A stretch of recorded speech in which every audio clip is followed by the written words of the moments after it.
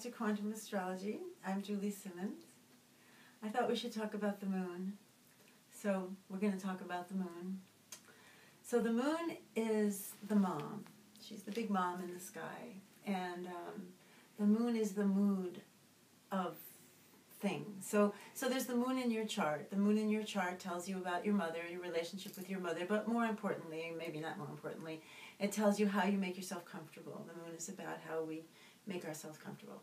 So, but the moon every day, like, you know, as we're living our lives, the moon is always waxing and waning, and it goes through the 12 signs, and it aspects the other planets. And so when you want to get the feel of the mood of the day, knowing where the moon is can be very useful. To that end, I have created a Twitter site called Julie Simmons AST for astrologer. And the only thing I tweet there, well, sometimes I lapse, but mostly what I tweet there is the phases and the sign of the moon. And just to, you know, if you need a little moon calendar. But I'll tell you why you need a little moon calendar. So, so the sign that the moon is in gives us the flavor of the day. So if the moon is in Aries, it's a day to be, you know, independent. If the moon is in Taurus, it's a day to be more grounded and earthy. If the moon is in Gemini, we want to communicate. If the moon is in Cancer, it's all about how we feel and who we're close to. If the moon is in Leo, we want to shine. If the moon is in Virgo, we want to get the job done. I love the moon in Virgo. I get so much done when the moon's in Virgo. If the moon's in Libra, maybe we're relating, maybe we're negotiating, maybe we're fighting. If the moon's in Scorpio, we don't trust anybody. If the moon is in Sagittarius, we want to be free, we want to have fun, we want to have sports, whatever. Or we want to learn something, or we want to tell people what they should think. If the moon is in Capricorn, we want to be the boss, we want to, you know, get where we're going. If the moon is in Aquarius, we want to have perspective, think about things. And if the moon is in Pisces, we kind of want to flow together or make movies or something like that. Actually, today, when we're filming this, the moon is in Pisces, so that's why we're doing it, of course.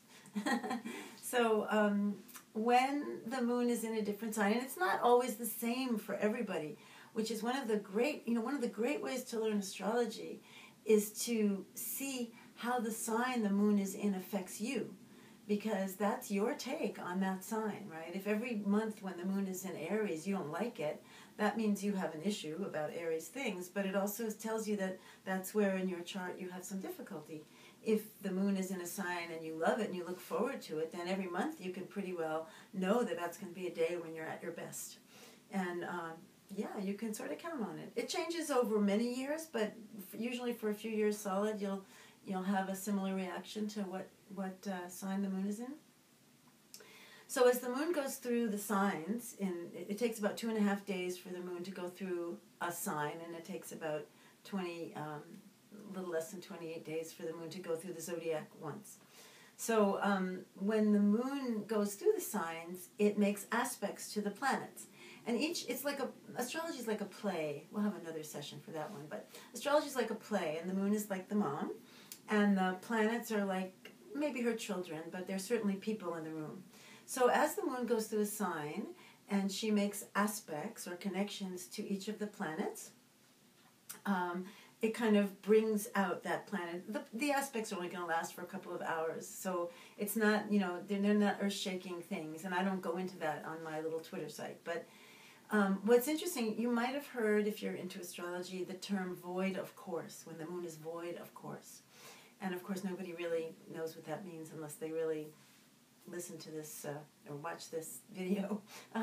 What it means when the moon is void of course is it means the moon has made all the aspects she's going to make, and she has nothing else to say to the rest of the planets, and she's taking time off until she goes into the next sign.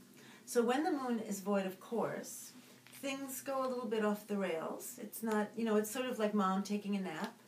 And, you know, you have to make your own peanut butter and jelly sandwich if you want it. And you're maybe not that good at it, whatever. It's just like that, right? It's not a terrible time, but it's a time when you have to really not do it based on using the mood or the flow of the moment. So I thought you should all know what the void of course moon is. There are sites online. You can just type in void, VOID, of course, a moon, and you'll come up with a site that will tell you how to, will plot it for you. But the other thing about the moon that's truly important and maybe even more useful is the phase that the moon is in, right? So the moon is, every month we have a new moon and we have a full moon, but we also have a first quarter phase and a third quarter phase, but we also have a crescent phase, and so there are 8 phases of the moon. There's the new moon, the crescent moon, the first quarter moon. There's the gibbous moon, the waxing gibbous moon, and then there's the full moon. And then there's the disseminating phase of the moon, which is the waning gibbous moon. And then there is the third quarter phase of the moon, and then there is the balsamic phase of the moon, which means old. So that's the old moon. So these are the 8 phases of the moon. And the 8 phases of the moon are just like a garden, right? When it's waxing, it's growing and developing, and when it's waning, that's when you bottle it and, share it, and then it dies down. It's like the seasons of the year, right? The new moon is like spring, and it goes around the whole year. And the new moon is like winter solstice. Got that one wrong. The new moon is like winter solstice, and the full moon is like summer solstice, and in between is the other one. So the 8 phases of the moon, you were born under a phase of the moon, and the way the astrological theory goes is that the time of the month that the moon phase that you were born under, when the moon is in that phase, that's your most creative time of the month. So that's a good reason to know what phase the moon is in.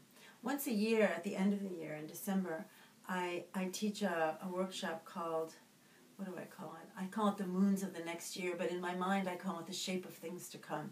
So it's a look at the following year, but I do it by looking at the new and full moons of each month, and everybody who takes the workshop gets a chart with the moons penciled in to their chart, so you know where each moon is in your chart. If you're interested in that, you can just check my website out in December or November. But anyway, so I think the phases of the moon are very important, and I think basically the new moon is always about new beginnings. It's when we align ourselves with our intentions, and the full moon is always a spotlight shining, showing us how life is. So the full moon is always about celebration. Even if you're miserable, you're here, you might as well celebrate. The new moon is a quieter time and a more introspective time to align yourself. So I think that's probably all I'm going to say about the moon here, except you might sign on to Julie Simmons AST, and then you will have a little thought for every moon phase and every moon sign for as long as I can keep it going. Thanks for being here. Bye.